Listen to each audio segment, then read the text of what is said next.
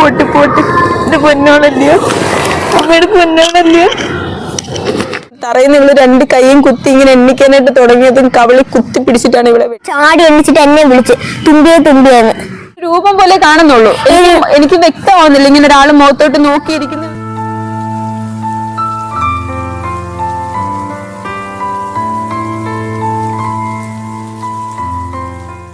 Hello, welcome to താടിയും പോട്ടും talks. Guys, നമ്മുടെ channel ആരെങ്കിലും ആദ്യമായിട്ട് കാണുന്നുണ്ടെങ്കിൽ സബ്സ്ക്രൈബ് ചെയ്യണം, ലൈക്ക് ചെയ്യണം, ഷെയർ ചെയ്യണം, കമന്റ് ചെയ്യണം, സപ്പോർട്ട് ചെയ്യണം. അപ്പൊ നമ്മുടെ ഇന്നത്തെ ടോക്ക് എന്താന്ന് വെച്ച് കഴിഞ്ഞാൽ, സ്വന്തം ഭാര്യയെയും മകളെയും വെട്ടി പരിക്കേൽപ്പിച്ചതിന് ശേഷം തീ കൊളുത്തി ആത്മഹത്യ ചെയ്ത രൂപേഷ് എന്ന് പറയുന്ന ആളുടെ ഈ ഒരു കേസ് നമ്മൾ അധികം ആരും മറന്നിട്ടുണ്ടാവില്ല. അപ്പോൾ ആ അമ്മയ്ക്കും മകൾക്കും എന്ത് സംഭവിച്ചു, അവരിപ്പോൾ എവിടെയാണ്, അന്ന് എന്താണ് ഉണ്ടായത്, എന്തുകൊണ്ടാണ് രൂപേഷ് ഇതൊക്കെ ചെയ്തതെന്ന്, അന്ന് ആ രാത്രി ഉണ്ടായ സംഭവത്തെ പറ്റി ഈ മകളും ഭാര്യയും ഞെട്ടലോടെയാണ് ഓർക്കുന്നത്. തൻ്റെ ചാച്ചൻ തന്നെയാണോ ഇത് ചെയ്തത്, എന്തിനാണ് എന്നോട് ഇത് ചെയ്തത്, ഞാൻ എന്ത് തെറ്റ് ചെയ്തിട്ടാ എന്ന് കുഞ്ഞ് ചോദിക്കുന്നുണ്ട്. ആ കുഞ്ഞിൻ്റെ ഒരു കണ്ണ് 2 കഷ്ണമായിട്ടാണ് അയാൾ വെട്ടിക്കളഞ്ഞത്.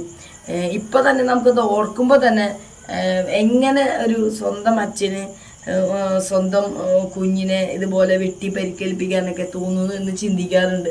ഇതിനു മുന്നും ഒരുപാട് കാര്യങ്ങൾ നമ്മൾ കേട്ടിട്ടുണ്ട്. കഴുത്തിൽ മഴ കൊണ്ട് വെട്ടിക്കൊല്ലുക, ഇതൊക്കെ എങ്ങനെ കഴിയണേന്ന് നമുക്ക് എത്ര ചിന്തിച്ചിട്ട് മനസ്സിലാവണില്ല. എന്തായാലും ഈ അമ്മയ്ക്കും മകൾക്കും അന്നുണ്ടായ ആ ദുരന്തം, അതോടെ അവരുടെ ജീവിതം തന്നെ കയ്യിൽ നിന്ന് പോയി. അവർക്ക് ആകെ ഉണ്ടായിരുന്നത് ഈ ഭർത്താവുമായിട്ടുള്ളൊരു ബന്ധം മാത്രമാണ്. മറ്റു ബന്ധുക്കളായിട്ടോ അല്ലെങ്കിൽ ആരുമായിട്ടോ അവർക്ക് യാതൊരു ബന്ധങ്ങളും കാര്യങ്ങളും ഒന്നും ഉണ്ടായിരുന്നില്ല.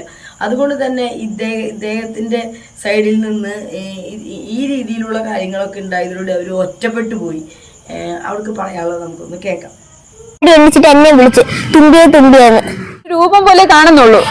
എനിക്ക് വ്യക്തമാവുന്നില്ല ഇങ്ങനെ ഒരാൾ മുഖത്തോട്ട് നോക്കിയിരിക്കുന്ന മോളാണ് പോലൊരു ആ സമയത്ത് തോന്നിയില്ല. രൂപേഷണം മരിക്കുന്നതിന് വരെ ഞാൻ ആരെയും കണ്ണി ചീത്ത പെണ്ണല്ലായിരുന്നു, നല്ലവളായിരുന്നു, എല്ലാവരും മുന്നിൽ നല്ലവളായിരുന്നു.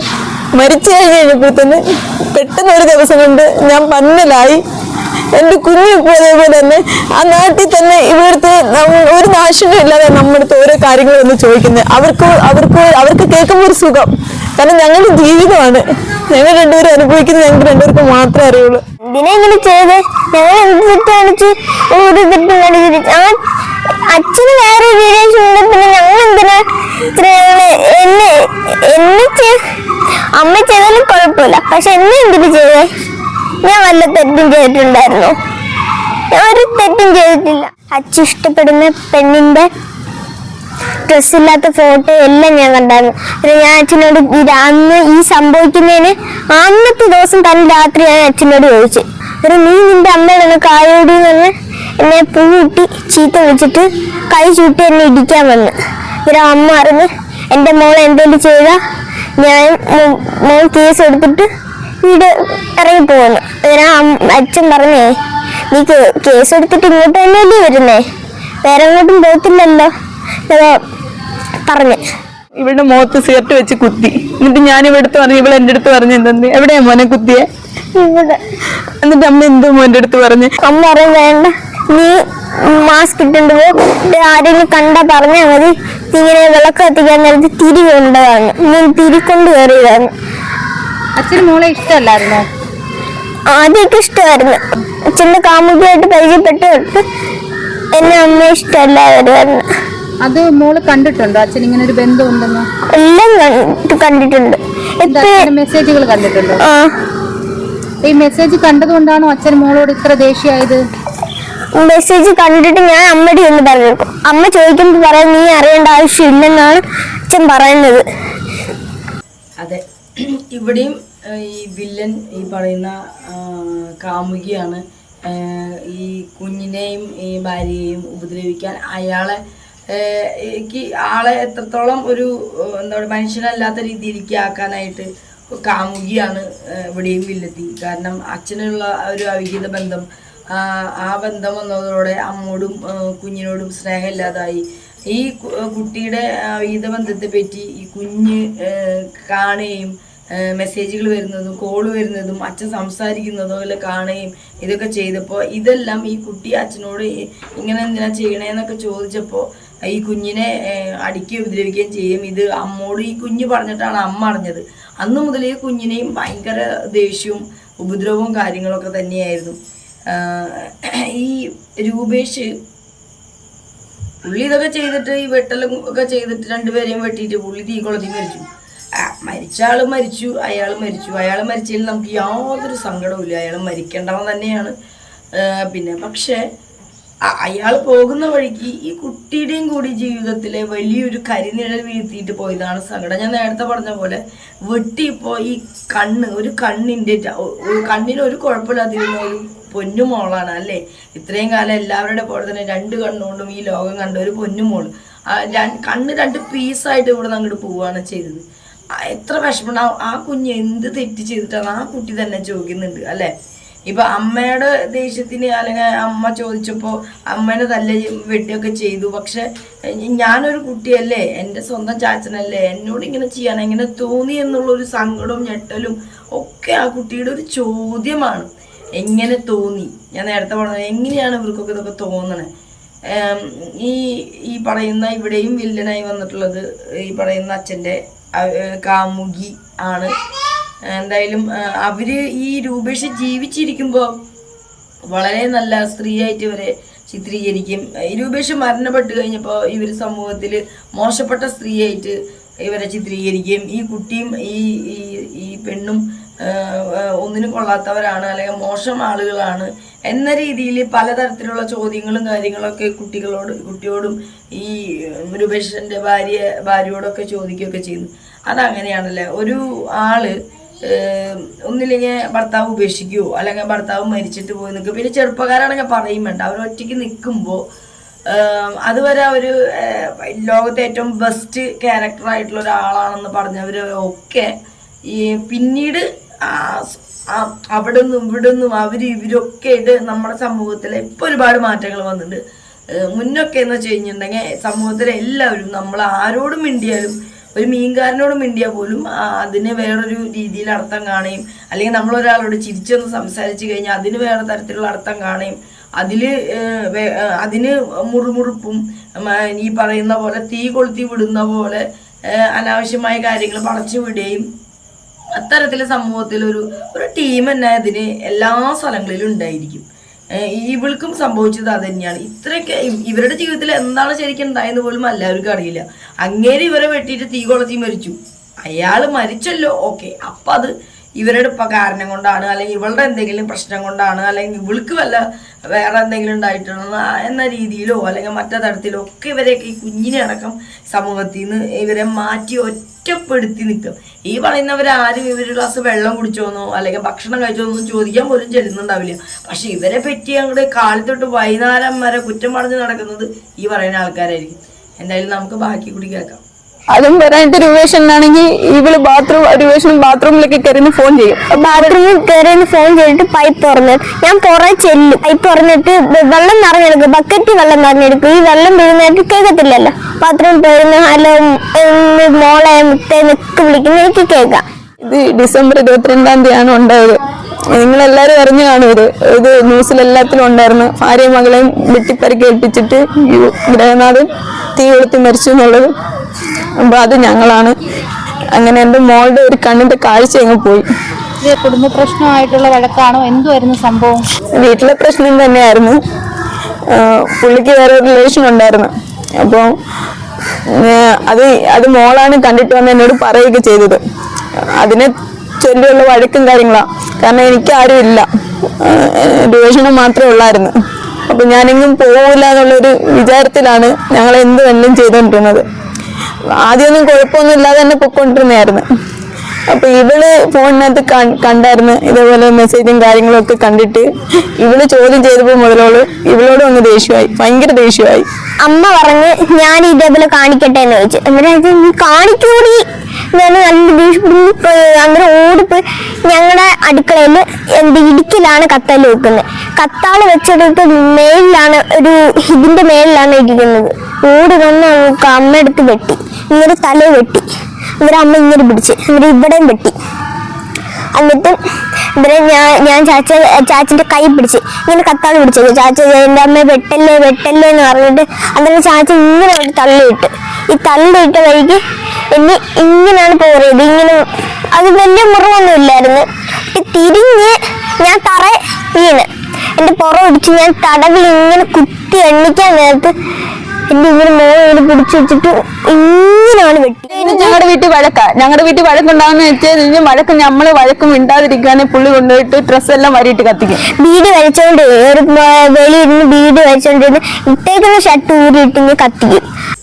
എന്ത് ദുഷ്ടനാണല്ലേ ഈ പിതാവ് എന്ന് പറയുന്ന ഒരു മനുഷ്യൻ. ഈ എല്ലാ വീടുകളിലും ഭാര്യ ഭർത്താക്കന്മാരുടെ വീടുകളിലും എല്ലാ വീടുകളിലും വഴക്കും പിണക്കവും കാര്യങ്ങളൊക്കെ ഉണ്ടാവും. പക്ഷെ ചില കാര്യങ്ങൾ സീരിയസ് ആയിട്ട് പോകുന്ന ഇത്തരത്തിലുള്ള പ്രശ്നങ്ങളാണ് നമുക്ക് ദഹിക്കാൻ പറ്റാത്തത്. ഈ ഭാര്യമാരെ ഇപ്പൊ ഒരു അവിഹിതം അതെന്തായാലും ചോദിക്കും, അല്ലെങ്കിൽ എന്താണ് ഇങ്ങനെ, അല്ലെങ്കിൽ അവർ ചോദിക്കൂലോ, അത് അവരുടെ അവകാശമല്ലേ. അപ്പോൾ അങ്ങനെ അത്തരത്തിലൊരു ചോദിക്കുമ്പോൾ അല്ലെങ്കിൽ നീ ഇതൊന്നും ഇടപെടണ്ട, അല്ലെങ്കിൽ എന്നാൽ ഞാനിങ്ങനെ ചെയ്ത് കഴിഞ്ഞാൽ നിങ്ങൾക്ക് പിടിക്കുമെന്ന് ചോദിച്ചപ്പോൾ നീ ഇങ്ങനെ ചെയ്യുന്നോണ്ട് അതാർക്കും പിടിക്കില്ല.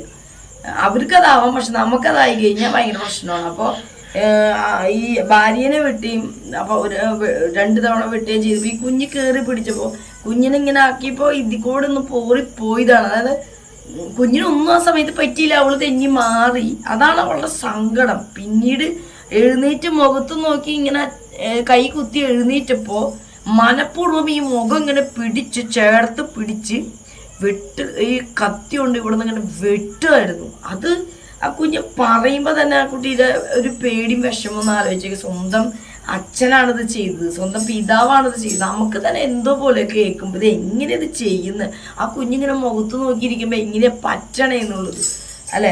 അത് ഭയങ്കര സങ്കടം. അത് ഞാൻ കുട്ടിയും ചോദിക്കണേ, ചാച്ചന്റെ സൈഡിൽ നിന്ന് ഇങ്ങനെ ഉണ്ടാവും എന്ന് വിചാരിച്ചില്ല. ഞാൻ ഒരു മോളല്ലേ, സ്വന്തം മോളല്ലേ, എങ്ങനെ ഇത് സംഭവിച്ചു ഇങ്ങനെ ചെയ്യാൻ തോന്നിയെന്ന് ആ കുഞ്ഞിപ്പുണ്ട്. ആ കുഞ്ഞിന്റെ കണ്ണ്, അതോടെ ആ കണ്ണിന് കാഴ്ച പോയി. എന്താ പറയാ, ഒരു പെൺകുട്ടിയും കൂടിയാണ് അല്ലേ. അയാള് പോയി മരിച്ചു. അയാൾ ശരിക്കും മരിച്ചിരിക്കാൻ ആരെങ്കിലും തല്ലി കൊല്ലേണ്ടതാണ്. പക്ഷെ പോകുന്ന വഴിക്ക് ഇവരുടെയും കൂടി ജീവിതം ഇല്ലാണ്ടാക്കി പോയി. ഞങ്ങൾ ദേഷ്യപ്പെടാൻ വേണ്ടിട്ട് ഞങ്ങളുടെ തുണി എല്ലാം വാരിയിട്ട് കത്തിച്ചു. നമ്മുടെ സാരി ഒക്കെ ഉണ്ടായിരുന്നു, അതെല്ലാം വാരിയിട്ട് കത്തിച്ചു. രൂപേഷണം ആദ്യം വന്ന് ഈ വഴക്കൊക്കെ ഉണ്ടായിട്ട് ഇറങ്ങിപ്പോയിട്ട് രാത്രി പിന്നെയും കയറി വന്നു. ഈ കയറി വന്നപ്പോ ഞാനിവിടെ നല്ല ഉറക്കമായിരുന്നു. പക്ഷെ ഈ ഉറക്കത്തിൽ ഈ ലൈറ്റ് എല്ലാം അടച്ചിട്ടിട്ട് ഞങ്ങളുടെ മുഖത്ത് നോക്കിയിരിക്കുക. ഇത് ഞാനൊരു രൂപം പോലെ കാണുന്നുള്ളൂ, എനിക്ക് വ്യക്തമാവുന്നില്ല. ഇങ്ങനെ ഒരാൾ മുഖത്തോട്ട് നോക്കിയിരിക്കുന്ന കറുപ്പ് മാത്രമേ ഉള്ളൂ. അപ്പൊ അമ്മ ചാടി എണ്ണിച്ചിട്ട് എന്നെ വിളിച്ച് തുമ്പിയെന്ന്. അവളെ അറിയാതെ കൊണ്ടതല്ല, അവളെ അറിഞ്ഞുകൊണ്ട് വെട്ടിയതാണ്. അതാണ് അവൾക്ക് ഭയങ്കര സങ്കടം. അവളുടെ കവിളിൽ കുത്തി പിടിച്ചിട്ടാണ് അവളെ വെട്ടിയത്. എന്നെ വെട്ടിയപ്പോ തന്നെ അവള് പുറകിന്ന് വലിച്ചപ്പോ അവള് തള്ളി തറയിട്ടിട്ട് ആദ്യം വീശിയതാണ്. എന്നിട്ട് രണ്ടാമത് അവളുടെ കവിളിൽ അറിഞ്ഞുകൊണ്ട് അവളെന്നിട്ട് കൈ കുത്തി എണ്ണിക്കാൻ തുടങ്ങിയപ്പോ ഇങ്ങനെ മേപ്പോട്ട് നോക്കിയപ്പോ ഒരിക്കലും അങ്ങനെ ചെയ്യുമെന്ന് അവള് വിചാരിച്ചില്ല. അപ്പൊ ഇങ്ങനെ കൈ കുത്തിയിട്ട് മേപ്പോട്ട് നോക്കിയപ്പോഴത്തന്നെ ഇവളുടെ കവിളിൽ കുത്തി പിടിച്ചിട്ടാണ് ഇവളെ വെട്ടിയതാണ് ഇവള് പറയണേ. അപ്പൊ ഇവള് തന്നെ പറയുന്നത് എന്താണെന്നറിയോ, ഞാൻ കണ്ണ് തുറന്ന് അമ്മ മുഖത്തോട്ട് നോക്കിയത്, ചാച്ചന്റെ കണ്ണ് തുറന്ന് നോക്കിയ സമയത്താണ് ചാച്ച എന്നെ വെട്ടിയത്. കാരണം ഈ കണ്ണ് രണ്ടായിട്ട് ഇവിടെ നിന്ന് വരെ രണ്ടായിപ്പോയി. ഇത്രയും ഭാഗം എങ്ങനെ ഇത്ര ആയെന്നൊന്നും ചോദിച്ചാൽ എനിക്കറിയത്തില്ല. ഞരമ്പ് മൊത്തം കട്ടായിപ്പോയി. ഇനി ഒരു പ്ലാസ്റ്റിക്കിന്റെ കണ്ണ് വെക്കാൻ പറ്റുള്ളൂ. അത് വെച്ചാല് കണ്ണാടി വെക്കണം. പക്ഷെ ഇവർക്ക് അത് കണ്ണാടി വെക്കാനും ഒന്നും പറ്റില്ല, ഇവിടെ പൊട്ടലും കാര്യങ്ങളും ഒക്കെ ഉണ്ടായതുകൊണ്ട്. പക്ഷെ അതിന് ഇനിയും വീണ്ടും ഇവളോട് ഇനിയും കണ്ണാശുപത്രി പോയി അഡ്മിറ്റ് ആവാനാണ് പറഞ്ഞിരിക്കുന്നത്. നമ്മുടെ കയ്യിൽ ഒരു നിവൃത്തിയില്ല. കാരണം ഈ ഒരു 2-3 മാസം ഹോസ്പിറ്റലിൽ കിടന്നപ്പം തന്നെ കുറെ പേര് ആഹാരം വാങ്ങി തന്നാലും അങ്ങനെ ഇങ്ങനെ സഹായിച്ചത് കൊണ്ടാണ് ഞങ്ങൾ അത്രയും ദിവസം എങ്ങനെയൊക്കെയോ പോയത്. ഇനി അങ്ങോട്ട് എങ്ങനെയാന്ന് ചോദിച്ചു കഴിഞ്ഞാൽ അറിഞ്ഞുകൂടാ. ഇവൾക്ക് ഇനി സ്കൂളിൽ പോകണമെങ്കിലോ അല്ലെങ്കിൽ എനിക്ക് എന്തിനും ജോലിക്ക് പോകണമെങ്കിലോ ഇവള് നേരെ നിന്നാൽ മാത്രമേ പറ്റുള്ളൂ. കാരണം നോക്കാനും കാണാനും കൊണ്ട് ആരുമില്ല. ഇപ്പൊ ഞാനും ഇപ്പൊ എങ്ങനെ ജീവിക്കുന്നെന്ന് ആർക്കും അറിയണ്ട. പക്ഷെ നാളെ മരിച്ചു കഴിയുമ്പോൾ പറയും അവർക്ക് ആരുടെയും ഒരാൾക്ക് സഹായം ചോദിക്കായിരുന്നു. അവർക്ക് എന്തോരം ഇങ്ങനെ ചാനലുകളൊക്കെ ഉണ്ട്, ആരുടെയും ഒന്ന് പറയായിരുന്നു, ഞങ്ങളാരെങ്കിലും ഒക്കെ സഹായിക്കത്തില്ലായിരുന്നോ എന്ന് പറയും. ചേച്ചിയൊക്കെ തന്നെ ആയാലും എന്തെങ്കിലും ഒരു ആവശ്യത്തിന് വിളിച്ചത് തന്നെ ഞങ്ങൾക്ക് ജീവിക്കണം എന്നുള്ള ഒരു ആഗ്രഹം കൊണ്ട് തന്നെയാണ്. എനിക്ക് കുഞ്ഞിനെ കൊണ്ട് ഇത്രയും തമ്പുരാൻ ഇത്ര ആയുസ് വെച്ച് തന്നെങ്കിൽ ജീവിക്കാൻ ഒരു ഇതുണ്ടായതുകൊണ്ടാ. ഒരു നിവൃത്തി ഇല്ലാത്തതുകൊണ്ടാണ് നിങ്ങളുടെ മുന്നിൽ വന്നിരിക്കുന്നത്. ഞങ്ങൾ എന്നും ഹോസ്പിറ്റലിൽ തന്നെ. ഒരു നേരത്തെ ആഹാരം കഴിച്ചോ, അവൾക്ക് മരുന്നുണ്ടോ, ഇവൾക്ക് കണ്ണി ഒഴിക്കണം, മരുന്ന് തീർന്നിട്ട് വാങ്ങാൻ എൻ്റെ പൈസ ഇല്ലായിരുന്നു. അവസാനം അടുത്ത സിസ്റ്റർ വിളിച്ച്, അത് കണ്ണാശുപത്രിയിലെ സിസ്റ്ററുമായിട്ട് ബന്ധപ്പെട്ടാണ് ഇവൾക്ക് മരുന്ന് അവിടുന്ന് മറ്റേ ഈ സാമ്പിൾ ബോട്ടിൽ കൊടുക്കുമല്ലോ, അതിൽ നിന്ന് എടുത്തുന്ന ഒരു കുപ്പി മരുന്നിന് 390 രൂപ വിലയൊക്കെയാണ്. എന്തിനത് വാങ്ങിക്കാൻ പൈസ ഇല്ലാന്നിട്ട് ഒരു ദിവസം മൊത്തം ഇവിടെ മരുന്ന് ഒഴിക്കായിരുന്നിട്ട് പിറ്റേന്ന് രാവിലെ ആയപ്പോൾ എനിക്ക് എന്ത് വേണമെന്ന് അറിഞ്ഞൂടാ. കാരണം ഒരാൾ എന്നെ ഇപ്പൊ സഹായിച്ചു, എനിക്ക് അവരുടെ അടുത്ത് വീണ്ടും വീണ്ടും എന്നെ സഹായിക്കുക ചേച്ചിന്നും പറഞ്ഞിട്ട് ചെല്ലാനൊന്നും എന്നെ എനിക്ക് പറ്റൂല. കാരണം നമ്മുടെ കണ്ണിൽ ഒരു പൊടി വീണാൽ നമുക്ക് സഹിക്കാൻ പറ്റൂല. ആ സ്ഥാനത്താണ് ഇവിടെ സ്റ്റിച്ച് വെച്ചോണ്ട് നടക്കുന്നത്. ഒന്ന് ചെറുതായിട്ടൊന്ന് താങ്ങിയ ഇവിടെ കിടന്ന് ചുരുണ്ട് കൂടുന്നത് ഞാൻ മാത്രമേ കാണുള്ളൂ. എന്തോരം വേദന എന്താണ് ചേച്ചി പറയുന്നത്? അവര് പറയുന്നത് വെച്ച് കഴിഞ്ഞാൽ ഈ കണ്ണിൽ എന്ത് പറ്റിയാലും ഇപ്പുറത്തെ കണ്ണിൽ ബാധിക്കും. ഈ കണ്ണിലെ കാഴ്ച പോകത്തില്ല എന്ന് അവര് പറയുന്നില്ല, ചിലപ്പോൾ പോവാനും സാധ്യതയുണ്ട്. ആകാശത്തെ മഴ പെയ്ത പോലാണ് എന്റെ കണ്ണിരിക്കും. ചിലപ്പോ മഴ പെയ്യാൻ സാധ്യതയുണ്ട്, ചിലപ്പോ മഴ പെയ്യാതെ കാർമേഘം കണ്ട ഇങ്ങനെ ഡോക്ടർ എടുത്ത് പറഞ്ഞു കൊടുത്തേ. അപ്പോ ഇവരുടെ ആ കുഞ്ഞിന് ഇപ്പോഴും ചികിത്സ നടന്നുകൊണ്ടിരിക്കുകയാണ്. ചികിത്സിക്കാൻ പൈസ ഇല്ലാത്തതുകൊണ്ടാണ് അവർ അവിടുന്ന് പോരെയും അവിടെ അഡ്മിറ്റ് ആവാൻ പറഞ്ഞിട്ടുണ്ട്. കണ്ണാട വെക്കാൻ പറ്റില്ല, ഇവിടെയൊക്കെ ഇങ്ങനെ പരിക്കുകളും കാര്യങ്ങളും ഉള്ളത് കൊണ്ട് കണ്ണാട വെക്കാൻ പറ്റില്ല, അവിടെ ബ്ലർ ചെയ്ത് കാണിക്കണത് തന്നെ അത് കാരണമാണ്. പിന്നെ ഈ കുഞ്ഞു മോളുടെ കണ്ണ് എന്താ എനിക്കൊന്നും ചിന്തിക്കാൻ വയ്യ.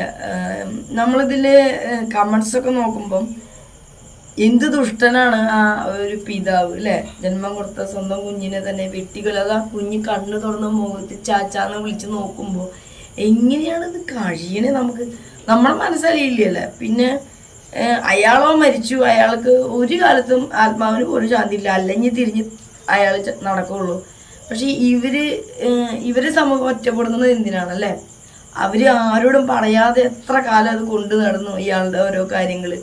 ആ സിഗരറ്റ് വെച്ച് ആ കുഞ്ഞിനെ ഇവിടെ കുത്തിയപ്പോൾ അത് പുറത്ത് പറഞ്ഞാൽ ക്ഷീണാണ്. കാരണം നമ്മുടെ ഭർത്താവിനെ പറ്റിയോ അല്ലെങ്കിൽ നമ്മുടെ സ്വന്തം അപ്പനെ പറ്റിയല്ലേ പറയണേന്ന് വെച്ചിട്ട് പല പെൺകുട്ടികളും ഇങ്ങനെ പല കാര്യങ്ങളും മക്കളോട് പറയരുത് എന്ന് പറഞ്ഞ് പഠിപ്പിച്ച് ആരോടും പറയാതെ കൊണ്ടു നടന്ന ഒരുപാട് പേരുണ്ട്. അപ്പോൾ അത് തിരി കത്തിക്കുമ്പോൾ കൊണ്ടതാണെന്ന് പറഞ്ഞോളോ, മാസ്ക് വെച്ച് നടന്നാൽ മതി, ഇങ്ങനെയൊക്കെയാണ് അമ്മ പറഞ്ഞു നടന്നിരുന്നത്. കാരണം തൻ്റെ പ്രശ്നങ്ങൾ മറ്റാരും അറിയണ്ട എന്ന് വിചാരിച്ചത് എങ്ങനെയെങ്കിലുമൊക്കെ ഇത് ഈ പറയുന്ന കാര്യങ്ങൾ മുന്നോട്ട് പോകും നല്ല രീതിയിൽ എന്നൊരു പ്രതീക്ഷ ജീവിതത്തിൽ നല്ലതായിട്ട് വരും. ഇപ്പോൾ കഴിഞ്ഞ കാര്യങ്ങളെല്ലാം മാറി രൂപേഷേട്ടൻ പഴയ ഒരാളാവും എന്നൊക്കെ ആ ഒരു സ്ത്രീ വിചാരിച്ചിട്ടുണ്ടാവും.